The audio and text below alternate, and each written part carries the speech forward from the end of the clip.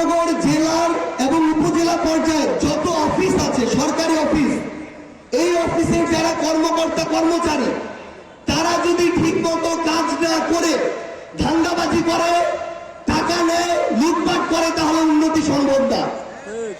সবার আগে এই সরকারি অফিসগুলোতে ধান্দাবাজি বন্ধ করতে হবে। পঞ্চগড় শুধু না, আমাদের এই আটোয়ারি উপজেলার ভূমি অফিসেও নাকি টাকা খাওয়া অনেক ধান্দাবাজ লোক আছে। আপনি উপজেলা পরিষদে যান, প্রত্যেকটা ইউনিয়ন পরিষদে যান, টাকা ছাড়া নাকি ঠিকঠাক কোনো কাজ হয় না। সরকারের থেকে আসা কয়েকশো টাকা, কয়েক হাজার টাকার একটা কার্ড নিত বিভিন্ন জনপ্রতিনিধি, হোক মেম্বার, হোক চেয়ারম্যান, যেই হোক না কেন, তাদেরকেও নাকি টাকা দেওয়া লাগে।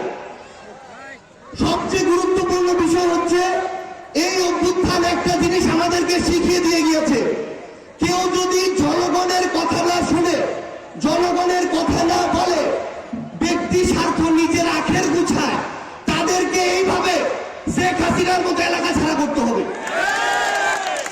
যে মেম্বার, যে চেয়ারম্যান এরপর থেকে টাকা ছাড়া কাজ করবে না, তাদের কথা সবার সামনে প্রকাশ্যে আনতে হবে। এবং আমাদেরকে নিজেদের জায়গা থেকে একটা জায়গা আবার ভালো হইতে হবে। নতুন বাংলাদেশ, নতুন সরকার, সামনে নতুন নির্বাচিত সরকার আসবে। আপনার নতুন করে মেম্বার, চেয়ারম্যান থেকে শুরু করে এমপি, মন্ত্রী হবে।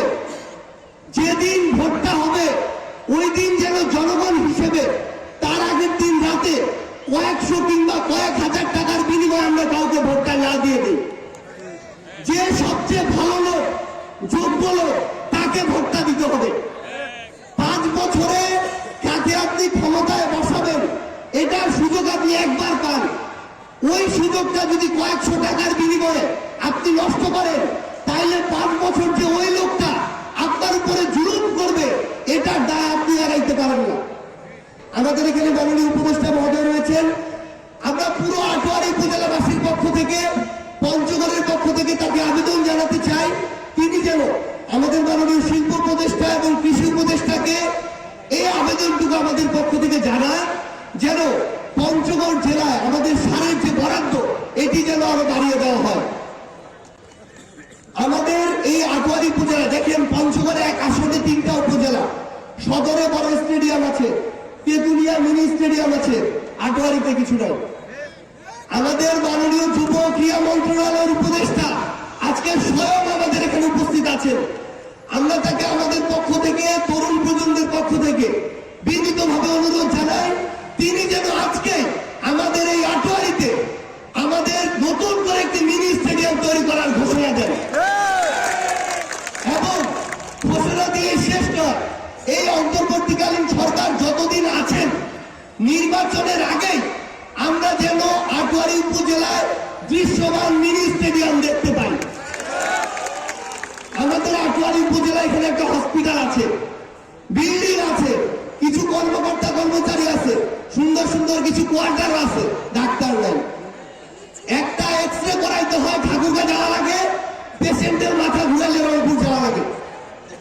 আমরা আমাদের জায়গা থেকে যেখানে বলার, আমাদের কোনো পোস্ট পদবি নাই, তারপরে যেখানে বলার আমরা সর্বোচ্চ ভাবে বলেছি। কিন্তু আমাদের এখানে যেহেতু মাননীয় উপদেষ্টা সহ উপস্থিত রয়েছেন, তার মাধ্যমে আমরা জানাতে চাই, স্বাস্থ্য মন্ত্রণালয় যেন দ্রুততম সময়ের মধ্যে স্বাস্থ্য মন্ত্রণালয় থেকে প্রয়োজনীয় যতজন ডক্টর প্রয়োজন হয়, অন্তত তার কাছাকাছি সংখ্যক ডক্টর আমাদের এই উপজেলা স্বাস্থ্য কমপ্লেক্সে থাকে।